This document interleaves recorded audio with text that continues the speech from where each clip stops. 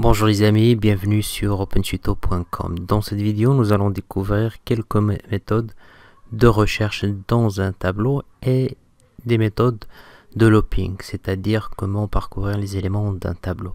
Donc la première méthode que nous allons découvrir, c'est la méthode index of. Donc si par exemple, je vais faire un console.log de quoi? De values. Index of 70. Voilà, et ici qu'est-ce que je demande? Je demande l'index de la valeur 70. J'enregistre. Comme vous voyez ici, il me renvoie 1. Voilà, 12A, c'est le premier élément, donc il a l'indice 0. 70, c'est le deuxième élément, donc il a l'indice 1. C'est pour ça qu'il me renvoie ici 1. Par exemple, 22 se trouve à l'indice 5. Si par exemple je demande quelque chose qui n'existe pas dans mon tableau, par exemple 202, il me renvoie -1. Voilà, c'est la première méthode. La deuxième méthode très intéressante est la méthode filter. Notez bien cette définition, elle est très explicite. D'ailleurs, il y a un article très important que je vais le partager avec vous dans la boîte de description. Donc, prenez par exemple le tableau values. Ce tableau-là contient un certain nombre d'éléments. Qu'est-ce que je veux faire en appliquant filter par exemple? Je veux sélectionner ou bien filtrer tous les éléments qui ont une valeur plus supérieure à 11 par exemple. Dans ce cas, on va utiliser filter, la méthode filter. Donc, et le résultat sera stocké dans un autre tableau. Donc, je vais faire const, donc je vais récupérer le résultat de filter dans cette variable set. Et qu'est-ce que je vais faire? Je vais faire values.filter. Et cette méthode prend en paramètre une fonction. Function items. Et qu'est-ce que retourne cette fonction? Il retourne item supérieur à 11.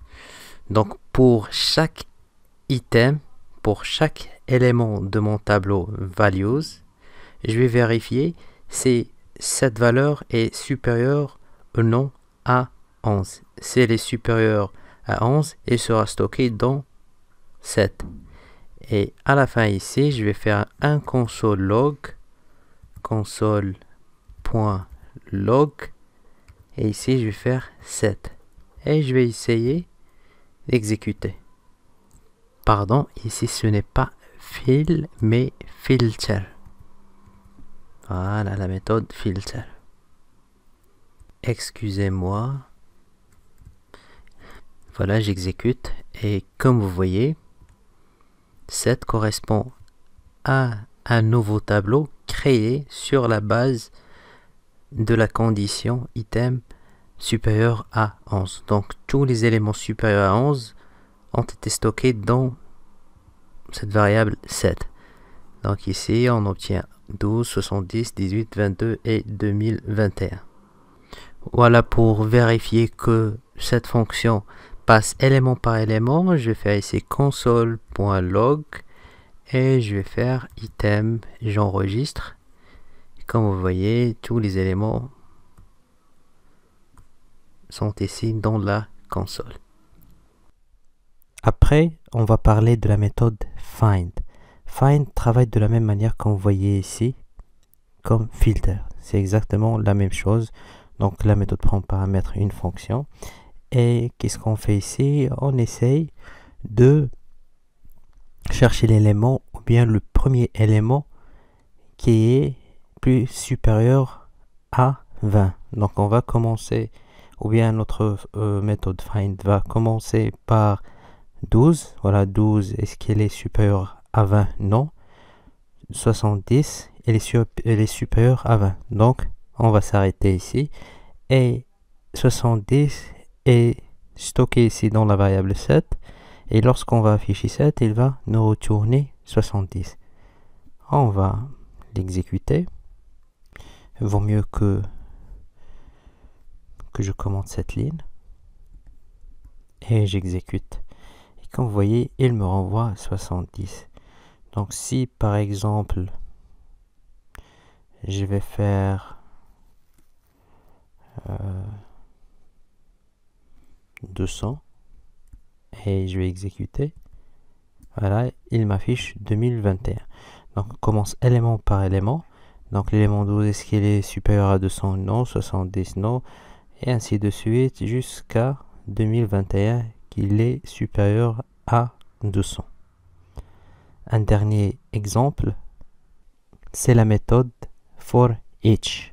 Donc for each, c'est pour chaque